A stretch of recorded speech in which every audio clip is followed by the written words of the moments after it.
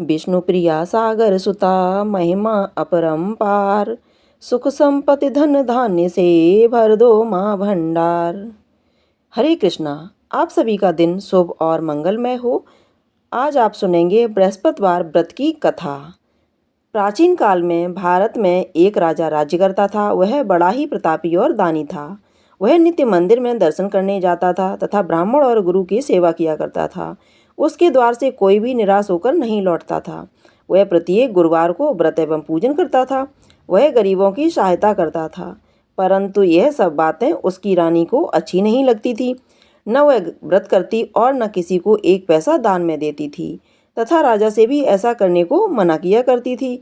एक समय राजा शिकार खेलने वन को गए हुए थे। घर पर रानी और दासी थीं। उस समय बृहस्पति देव साधु का रूप धारण कर राजा के दरवाजे पर भिक्षा मांगने गए तथा भिक्षा मांगी तो रानी कहने लगी, हे साधु महाराज, मैं इस दान और पुण्य से तंग आ गई हूँ। मेरे से तो घर का कार्य ही समाप्त नहीं होता। इस कार्य के लिए तो मेरे पतिदेव ही बहुत हैं। अब आप ऐसी कृपा करें कि यह सब धन नष्ट हो जावे तथा मैं आराम से रह सकूं। साधु बोले, हे देवी, तुम तो बड़ी विचित्र हो। संतान और धन से कोई दुखी नहीं होता है, इसको तो सभी चाहते हैं। पापी भी पुत्र और धन की इच्छा करता है। अगर आपके पास धन अधिक है तो भूखे मनुष्यों को भोजन कराओ, प्याऊ लगवाओ, ब्राह्मणों को दान दो, धर्मशाला बनवाओ, कुआं, तालाब, बावड़ी, बाग बगीचों आदि का निर्माण कराओ, निर्धन मनुष्यों की कुंवारी कन्याओं का विवाह कराओ और अनेकों यज्ञादिक धर्म करो। इस प्रकार के कर्मों से आपके कुल का और आपका नाम परलोक में सार्थक हो जाएगा एवं स्वर्ग की प्राप्ति होगी। मगर वह रानी इन बातों से खुश न हुई। वह बोली, हे साधु महाराज, मुझे ऐसे धन की आवश्यकता नहीं है जिसको मैं और मनुष्यों को दान दूं तथा जिसको रखने उठाने में मेरा सारा समय बर्बाद हो जाए। साधु ने कहा, हे देवी, तुम्हारी ऐसी इच्छा है तो ऐसा ही होगा। मैं तुम्हें बताता हूँ, वैसा ही करना।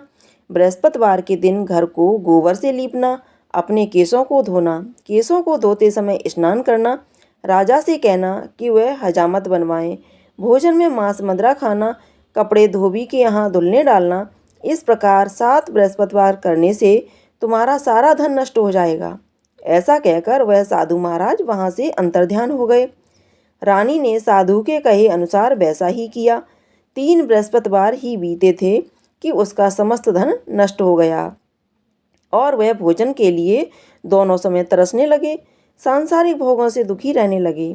तब वह राजा रानी से कहने लगा कि हे रानी, तुम यहाँ पर रहो, मैं दूसरे देश को जाता हूँ, क्योंकि यहाँ पर मुझे सभी मनुष्य जानते हैं, इसलिए कोई कार्य भी नहीं कर सकता। देश चोरी परदेश भीख बराबर है। ऐसा कहकर राजा परदेश चला गया। वहाँ जंगल जाता और लकड़ी काट कर लाता तथा शहर में बेचता। इस तरह जीवन व्यतीत करने लगा। इधर राजा के घर रानी और दासी दुखी रहने लगीं। किसी दिन भोजन और किसी दिन जल पीकर ही रह जाती। एक समय रानी और दासी को 7 दिन बिना भोजन के व्यतीत हो गए। तो रानी ने अपनी दासी से कहा, हे दासी, यहाँ पास ही के नगर में मेरी बहन रहती है, वह बड़ी धनवान है, तो उसके पास जा और वहाँ से 5 सेर बेजर मांग ला, जिससे कुछ समय के लिए गुजर हो जाएगी। इस प्रकार रानी की आज्ञा मानकर दासी उसकी बहन के पास गई। रानी की बहन उस समय पूजन कर रही थी, क्योंकि उस रोज बृहस्पतिवार था। जब दासी ने रानी की बहन को देखा और उससे बोली, हे रानी, मुझे तुम्हारी बहन ने भेजा है, मेरे लिए 5 सेर बेजर दे दो। इस प्रकार जब दासी ने अनेक बार कहा, परंतु रानी की बहन ने कुछ उत्तर नहीं दिया, क्योंकि वह उस समय बृहस्पतिवार की व्रत कथा सुन रही थी। इस प्रकार जब दासी को किसी प्रकार का उत्तर नहीं मिला तो वह बहुत दुखी हुई एवं क्रोध भी आया, परंतु बिना कुछ कहे लौटकर अपनी रानी के पास आकर बोली, हे रानी, तुम्हारी बहन तो बहुत ही घमंडी है, वह छोटे लोगों से बात भी नहीं करती, इसलिए उसने मेरी बात का कोई उत्तर नहीं दिया। मैं वापस चली आई। रानी बोली, हे दासी, इसमें उसका कोई दोष नहीं है। जब बुरे दिन आते हैं तब कोई सहारा नहीं देता। अच्छे बुरे का पता आपत्ति काल में ही लगता है। अब जो ईश्वर की इच्छा होगी वही होगा। यह सब हमारे भाग्य का दोष है। इधर उस रानी ने देखा कि मेरी बहन की दासी आई थी, परंतु मैं उससे नहीं बोली, इससे वह बहुत दुखी हुई होगी। यह सोच कथा को सुन और विष्णु भगवान का पूजन समाप्त कर वह रानी अपनी बहन के घर गई और अपनी बहन से कहने लगी, हे बहन, मैं बृहस्पतिवार का व्रत कर रही थी। तुम्हारी दासी गई तब कथा हो रही थी। कथा में न उठते हैं न बोलते हैं, इसलिए मैं नहीं बोली। कहो दासी क्यों गई थी? रानी बोली, बहन, हमारे यहाँ अनाज नहीं था। वैसे तुमसे कोई बात छिपी नहीं है, इस कारण मैंने दासी को तुम्हारे पास 5 सेर बेजर लेने के लिए भेजा था। रानी बोली, बहन, बृहस्पति भगवान सभी मनोकामनाएं पूर्ण करते हैं। देखो, शायद तुम्हारे घर में अनाज रखा हो। इस प्रकार का वचन जब रानी ने सुना तो वह घर के अंदर गई और वहाँ उसे एक घड़ा बेजर का भरा मिल गया। तब वह रानी और दासी बहुत खुशी हुई और दासी कहने लगी, हे रानी, देखो, वैसे हमको जब अन्न नहीं मिलता तो हम रोज ही व्रत करते हैं। अगर इनसे बृहस्पतिवार व्रत की विधि और कथा पूछ ली जाए तो उसे हम भी किया करेंगे। तब उस रानी ने अपनी बहन से पूछा कि हे बहन, बृहस्पतिवार के व्रत की कथा कैसे है तथा यह व्रत कैसे करना चाहिए? रानी की बहन ने कहा, बृहस्पतिवार के व्रत में चने की दाल मुनक्का से विष्णु भगवान का केले की जड़ में पूजन करें, दीपक जलावें, पीला भोजन करें तथा कहानी सुनें। इससे बृहस्पति भगवान प्रसन्न होकर अन्न, पुत्र, धन देते हैं। इस प्रकार रानी और दासी दोनों ने निश्चय किया कि बृहस्पति भगवान का पूजन जरूर करेंगे। 7 दिन बाद जब बृहस्पतिवार आया तो उन्होंने व्रत रखा। गुड़साल में जाकर चना गुड़ बीन लाई तथा उसकी दाल से केले की जड़ का तथा विष्णु भगवान का पूजन किया। अब पीला भोजन कहाँ से आए? बेचारी बड़ी दुखी हुई, परंतु उन्होंने व्रत किया था, इस कारण दासी को देखकर बोले, हे दासी, तुम्हारे और रानी के लिए भोजन है, तुम दोनों कर लेना। दासी भोजन पाकर बड़ी प्रसन्न हुई और रानी से बोली, चलो रानी जी, भोजन कर लें। रानी को इस विषय में कुछ पता नहीं था, इसलिए वह दासी से बोली, तू ही भोजन कर, क्योंकि तू हमारी व्यर्थ में हंसी उड़ाती है। दासी ने कहा, एक महात्मा हम दोनों को 2 थाली में भोजन दे गया है, इसलिए हम और तुम दोनों ही साथ साथ भोजन करेंगे।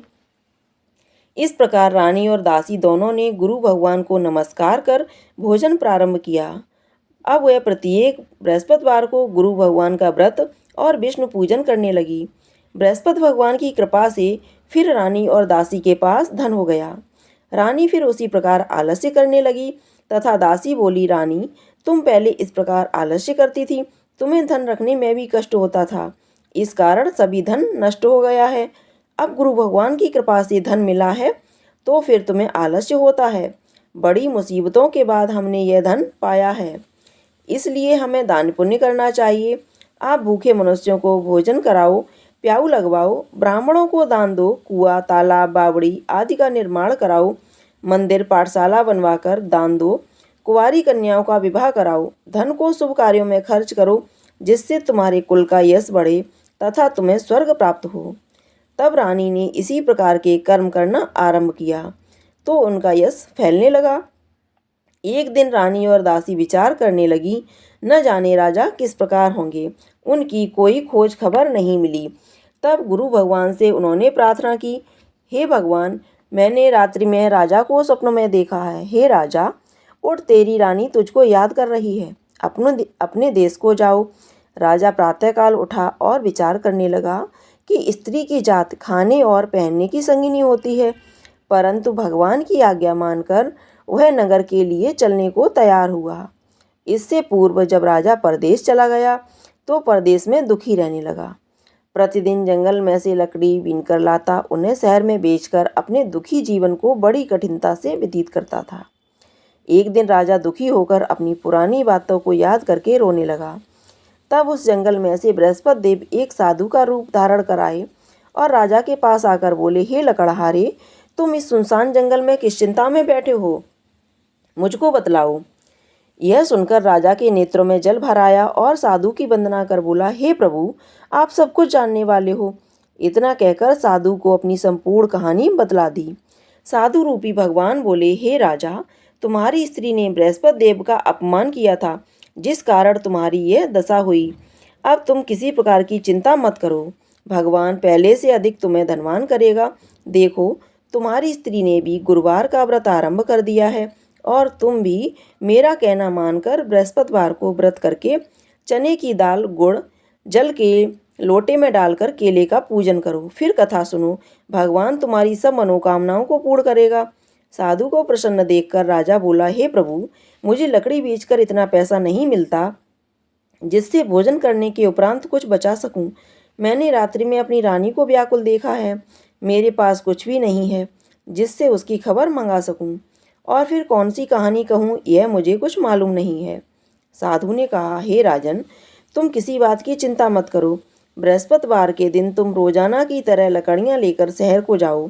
तुमको रोज से दुगना धन प्राप्त होगा, जिससे तुम भली भांति भोजन कर लोगे तथा बृहस्पति देव की पूजा का सामान भी आ जाएगा और बृहस्पतिवार की आप पूजा भी कर लोगे। विष्णु भगवान की जय, बृहस्पति देव भगवान की जय। अब आप सुनेंगे बृहस्पति देव की कहानी। प्राचीन काल में एक ब्राह्मण था। वह बहुत निर्धन था। उसके कोई संतान नहीं थी। उसकी स्त्री बहुत मलिनता के साथ रहती थी। वह न स्नान करती, न किसी देवता का पूजन करती। प्रातःकाल उठते ही सर्वप्रथम भोजन करती, बाद में अन्य कार्य करती। इससे ब्राह्मण देवता बड़े दुखी थे। बेचारे बहुत कुछ कहते थे, किंतु उसका कुछ परिणाम न निकला। भगवान की कृपा से ब्राह्मण की स्त्री के कन्या रूपी रत्न पैदा हुआ। वह कन्या अपने पिता के घर में बड़ी होने लगी। वह बालिका प्रातः कर विष्णु भगवान का जप करती थी, बृहस्पतिवार को व्रत करती थी। अपने पूजा पाठ को समाप्त करके स्कूल जाती तो अपनी मुट्ठी में जौ भर के ले जाती और उनको पाठशाला के मार्ग में डालती जाती। तब ये जौ स्वर्ण के हो जाते। लौटते समय उनको बीनकर घर को ले आती थी। एक दिन वह बालिका सूप में उन सोने के जौ को फटक कर साफ कर रही थी। उसके पिता ने देख लिया और कहा, हे बेटी, सोने के जौ को फटकने के लिए सोने का सूप होना चाहिए। दूसरे दिन गुरुवार था।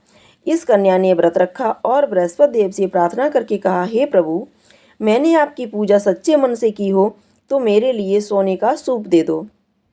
बृहस्पति देव ने उसकी प्रार्थना स्वीकार कर ली। रोजाना की तरह वह कन्या जौ फैलाती हुई जाने लगी।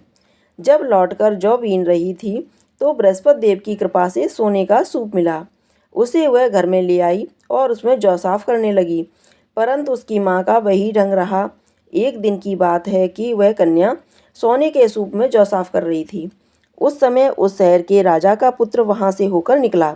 इस कन्या के रूप और कार्य को देखकर मोहित हो गया तथा अपने घर आकर भोजन तथा जल त्याग कर उदास होकर लेट गया।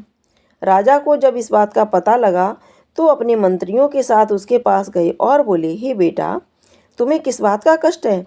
किसी ने अपमान किया है अथवा और कारण हो सो कहो। मैं वही कार्य करूँगा जिससे तुम्हें प्रसन्नता हो।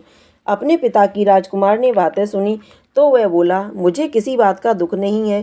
किसी ने मेरा अपमान नहीं किया है, परंतु मैं उस लड़की के साथ विवाह करना चाहता हूँ जो सोने के सूप में जौ साफ कर रही थी। यह सुनकर राजा आश्चर्य में पड़ा और बोला, हे बेटा, इस तरह की कन्या का पता तुम ही लगाओ। मैं उसके साथ तेरा विवाह अवश्य ही करवा दूंगा। राजकुमार ने उस लड़की के घर का पता बतलाया। तब मंत्री उस लड़की के घर गए और ब्राह्मण देवता को सभी हाल बतलाया। ब्राह्मण देवता राजकुमार के साथ अपनी कन्या का विवाह करने के लिए तैयार हो गए तथा विधि विधान के अनुसार ब्राह्मण की कन्या का विवाह राजकुमार के साथ हो गया। कन्या के घर से जाते ही पहले की भांति उस ब्राह्मण देवता के घर में गरीबी का निवास हो गया। अब भोजन के लिए अन्न बड़ी मुश्किल से मिलता था। एक दिन दुखी होकर ब्राह्मण देवता अपनी पुत्री के पास गए। बेटी ने पिता की दुखी अवस्था को देखा और अपनी माँ का हाल पूछा। तब ब्राह्मण ने सभी हाल कहा। कन्या ने बहुत सा धन देकर अपने पिता को विदा कर दिया। इस तरह ब्राह्मण का कुछ समय सुखपूर्वक व्यतीत हुआ। कुछ दिन बाद फिर वही हाल हो गया। ब्राह्मण फिर अपनी कन्या के यहाँ गया और सभी हाल कहा तो लड़की बोली, हे पिताजी, आप माताजी को यहाँ लेवा लाओ। मैं उन्हें विधि बता दूंगी जिससे गरीबी दूर हो जाएगी। वह ब्राह्मण देवता अपनी स्त्री को साथ लेकर पहुँचे तो पुत्री अपनी माँ को समझाने लगी, हे माँ, तुम प्रातःकाल उठकर सर्वप्रथम स्नान करके विष्णु भगवान का पूजन करो तो सब दरिद्रता दूर हो जाएगी। परंतु उसकी माँ ने एक भी बात नहीं मानी और प्रातःकाल उठकर अपनी पुत्री के बच्चों की जूठन को खा लिया। यह देखकर उसकी पुत्री को भी बहुत गुस्सा आया और रात को कोठरी से सभी सामान निकालकर उसमें अपनी माँ को बंद कर दिया। प्रातःकाल उसमें से निकाला तथा स्नान आदि करा के पाठ करवाया तो उसकी माँ की बुद्धि ठीक हो गई और फिर प्रत्येक बृहस्पतिवार को व्रत रखने लगी। इस व्रत के प्रभाव से उसकी माँ बहुत ही धनवान तथा पुत्रवती हो गई और बृहस्पति देव जी के प्रभाव से स्वर्ग को प्राप्त हुई तथा ब्राह्मण भी सुखपूर्वक इस लोक के सुख भोग कर स्वर्ग को प्राप्त हुआ। इस तरह कहानी कहकर साधु देवता वहां से अलोप हो गए। धीरे धीरे समय व्यतीत होने पर फिर वही बृहस्पतिवार का दिन आया।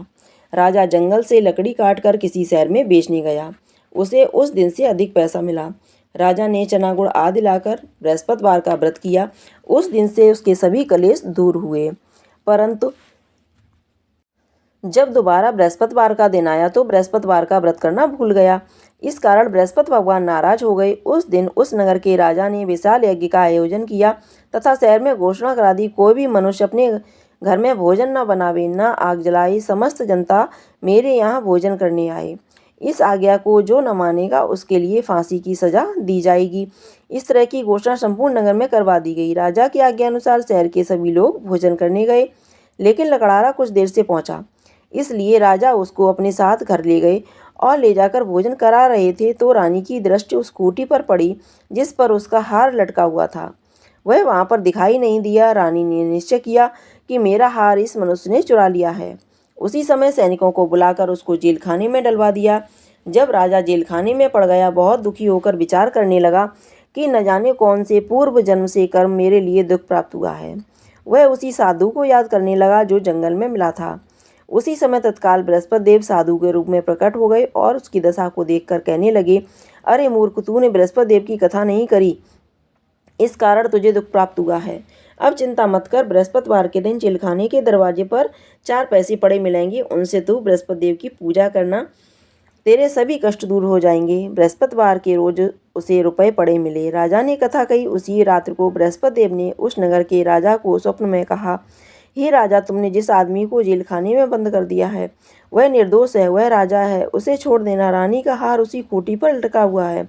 अगर तू ऐसा नहीं करेगा तो मैं तेरे राज्य को नष्ट कर दूंगा।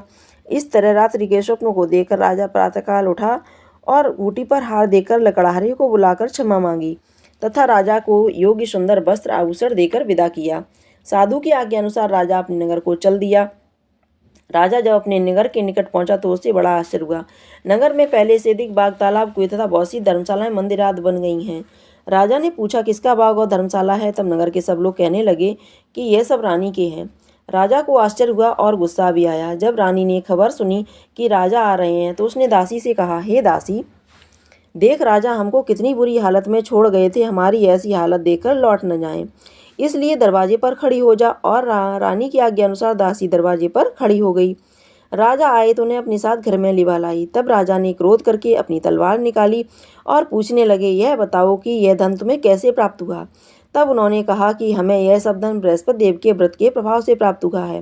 राजा ने निश्चय किया कि 7 रोज बाद तो सभी बृहस्पति देव का पूजन करते हैं, परंतु मैं रोजाना दिन में 3 बार कहानी कहा करूंगा तथा रोज व्रत किया करूंगा। अब हर समय राजा के दुपट्टे में चने की दाल बंधी रहती तथा दिन में 3 बार कहानी कहता। एक रोज राजा ने विचार किया, चलो अपनी बहन के यहाँ हो आवे। इस तरह निश्चय कर राजा घोड़े पर सवार हो अपनी बहन के यहाँ को निकला। मार्ग में उसने देखा कुछ आदमी मुर्दे को लिए जा रहे हैं। उन्हें रोककर कहने लगा, अरे भाइयों, मेरी बृहस्पतिवार की कहानी सुन लो। वे बोले, हमारा आदमी मर गया है, इसको अपनी कथा की पड़ी है। परंतु कुछ आदमी बोले, अच्छा कहा, हम तुम्हारी कथा भी सुनेंगे। राजा ने दाल निकाली और जब कथा आधी हुई थी कि मुर्दा हिलने लग गया। जब कथा समाप्त हो गई तो राम राम करके वह खड़ा हो गया। आगे मार्ग में उसे किसान खेत में हल चलाता मिला। राजा ने उसे देखा और उससे बोला, अरे भैया, तुम मेरी बृहस्पतिवार की कथा सुन लो। किसान बोला, जब तक मैं तेरी कथा सुनूंगा तब तक मैं 4 अरैयां जोत लूंगा, जा अपनी कथा किसी और को सुनाना। इस तरह राजा आगे चलने लगा। राजा के हटते ही बैल पछाड़ खाकर गिर गए तथा उसके पेट में बहुत जोर से दर्द होने लगा। उस समय उसकी माँ रोटी लेकर आई। जब उसने यह देखा तो अपने पुत्र से सब हाल पूछा। तब बेटे ने सभी हाल कह दिया तो बुढ़िया दौड़ी दौड़ी उस घुड़सवार के पास गई और उससे बोली, मैं तेरी कथा सुनूंगी, तू अपनी कथा मेरे खेत पर चलकर कहना। राजा ने बुढ़िया के खेत पर जाकर कथा कही, जिसके सुनते ही बैल उठ खड़े हुए तथा किसान के पेट का दर्द बंद हो गया। राजा अपनी बहन के घर पहुंच गया। बहन ने भाई की खूब मेहमानी की। दूसरे रोज प्रातःकाल राजा जगा तो देखने लगा कि सब लोग भोजन कर रहे हैं। राजा ने अपनी बहन से कहा, ऐसा कोई मनुष्य जिसने भोजन नहीं किया हो, मेरी बृहस्पतिवार की कथा सुन ले। बहन बोली, हे भैया ये देश ऐसा ही है, पहले यहाँ लोग भोजन करते बाद में अन्य काम करते, अगर कोई पड़ोस में हो तो देखा हूँ। वह ऐसा कहकर देखने चलेगी, परंतु उसे कोई ऐसा व्यक्ति नहीं मिला जिसने भोजन न किया हो। अतः एक कुमार के घर गई जिसका लड़का बीमार था। उसे मालूम हुआ कि उसके यहाँ 3 दिन से किसी ने भोजन नहीं किया है। रानी ने अपने भाई की कथा सुनने के लिए कुम्हार से कहा। वह तैयार हो गया। राजा ने उसके यहाँ जाकर बृहस्पतिवार की कथा कही, जिसको सुनकर उसका लड़का ठीक हो गया। अब तो राजा की प्रशंसा होने लगी। एक रोज राजा ने अपनी बहन से कहा, हे बहन, अपने घर को जाएंगी, तुम ही तैयार हो जाओ। राजा की बहन ने अपनी सास से पूछा तो सास बोली, हाँ चली जा, परंतु अपने लड़कों को मत ले जाना, क्योंकि तेरे भाई की कोई औलाद नहीं है। बहन ने अपने भैया से कहा, हे भैया, मैं चलूंगी, मगर कोई बालक नहीं जाएगा। राजा बोला, जब कोई बालक नहीं आया तुम क्या करोगी? बड़े दुखी मन से राजा अपने नगर को लौट आया और अपनी रानी से कहने लगा, हम निर्वंशी राजा, हमारा मुंह देखने का धर्म नहीं है, और इसी उदासी के कारण उसने भोजन भी नहीं किया। रानी बोली, हे स्वामी, बृहस्पति देव हमें औलाद अवश्य देंगे। उसी रात को बृहस्पति देव ने राजा से स्वप्न में कहा, हे राजा, उठ, सोच त्याग, तेरी रानी गर्भ से है, 9वें महीने में उसके गर्भ से एक सुंदर पुत्र पैदा होगा। तब राजा बोला, हे रानी, स्त्री बिना भोजन के रह सकती है, पर बिना कहे नहीं रह सकती। जब मेरी बहन आए तो मुझसे कुछ मत कहना। रानी की बहन ने सुसमाचार सुना तो वह बहुत खुश हुई तथा बधाई लेकर अपनी भाई के यहाँ आई। तभी रानी ने कहा, घोड़ा चढ़कर तो नहीं, गधा चढ़ी आई। राजा की बहन बोली, भाभी, मैं इस प्रकार न कहती, तुम्हें संतान कैसी मिलती? बृहस्पति देव ऐसे ही हैं जो जिसके मन में कामनाएं हैं सभी को पूर्ण करते हैं। जो सद्भावना पूर्वक कथा पढ़ता है अथवा सुनता है, दूसरों को सुनाता है, बृहस्पति देव उसकी सभी मनोकामनाएं पूर्ण करते हैं। जैसी सच्ची भावना से रानी और राजा ने उनकी कथा का गुणगान किया तो उनकी सभी इच्छाएं बृहस्पति देव जी ने पूर्ण की थी। इसलिए कथा सुनने के बाद सबको प्रसाद लेकर जाना चाहिए। हृदय से मनन करते हुए जयकारा बोलना चाहिए। बोलो बृहस्पति देव की जय, बोलो विष्णु भगवान की जय। अब आप सुनेंगे बृहस्पति देव की आरती।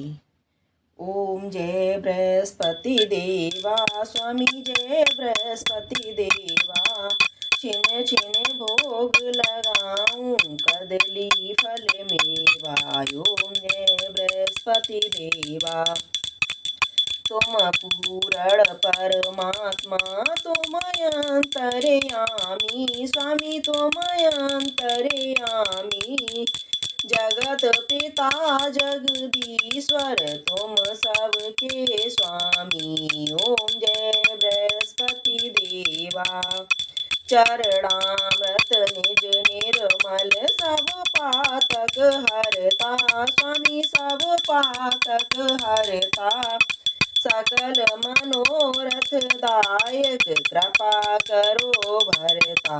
ओम जय बृहस्पति देवा, तन मन धन अर्पण कर, जो जन शरण पड़े, प्रभु जो जन शरण पड़े, प्रभु प्रकट तब हो कर, या कर द्वार खड़े।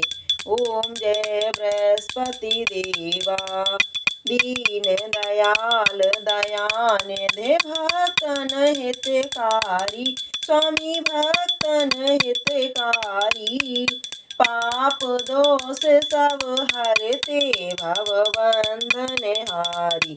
ओम जय बृहस्पति देवा, स्वामी जय बृहस्पति देवा, सकल मनोरथ दायक, सब संशय तारो, स्वामी सब संशय तारो, विषय विकार मिटाओ, संतन सुखकारी, स्वामी संतन सुखकारी। ओम जय बृहस्पति देवा, स्वामी जय बृहस्पति देवा, जो कोई आरती तेरी प्रेम सहित गावे, ज्येष्ठानंद वंद सो निश्चय पावे। ओम जय बृहस्पति देवा, स्वामी जय बृहस्पति देवा, विष्णु भगवान की जय, बृहस्पति देव भगवान की जय। अब हम भगवान का भोग लगाएंगे। भोग हमें कैसे लगाना चाहिए, देखिए। आओ भोग लगाओ मेरे भगवन, प्रेम से भोग लगाओ मेरे भगवन, पूरब पश्चिम उत्तर दक्षिण, पूरब पश्चिम उत्तर दक्षिण, चारों दिशाओं से आओ मेरे भगवन, आओ भोग लगाओ मेरे भगवन, प्रेम से भोग लगाओ मेरे भगवन, बिलनी के बेर सुदामा के तंदुल, बिलनी के बेर सुदामा के तंदुल, रुचि रुचि भोग लगाओ मेरे भगवन, आओ भोग लगाओ मेरे भगवन, प्रेम से भोग लगाओ मेरे भगवन, आओ भोग लगाओ मेरे भगवन। दुर्योधन की मेवा त्यागी, दुर्योधन की मेवा त्यागी, साग बिदुर घर खाओ मेरे भगवन, साग बिदुर घर खाओ मेरे भगवन, आओ भोग लगाओ मेरे भगवन, प्रेम से भोग लगाओ मेरे भगवन। मैं मूरख खल कामिन भगवन, मैं मूरख खल कामिन भगवन, भूल की क्षमा मांगते भगवन, भूल की क्षमा मांगते भगवन, आओ भोग लगाओ मेरे प्रेम से भोग लगाओ मेरे भगवन। विष्णु भगवान की जय, बृहस्पति देव भगवान की जय। अगर आपको यह कथा, आरती और इस तरह से भोग जो हमने लगाया है ऐसे ही लगाना चाहिए। अगर आपको ये भोग पसंद आया हो, आरती पसंद आई हो, जानकारी अच्छी लगी हो, तो कमेंट बॉक्स में जा करके विष्णु भगवान की जय अवश्य लिखिएगा। साथ ही साथ वीडियो को लाइक कीजिएगा, शेयर कीजिएगा। अगर आपने अभी तक चैनल को सब्सक्राइब नहीं किया है तो चैनल को सब्सक्राइब कर लीजिएगा। इसी तरह की कथाएं सुनने के लिए, समय से कथाएं सुनने के लिए चैनल को सब्सक्राइब कर लीजिएगा, बेल आइकन को अवश्य दबा दीजिएगा ताकि आप समय से कथाएं सुन सकें। धन्यवाद।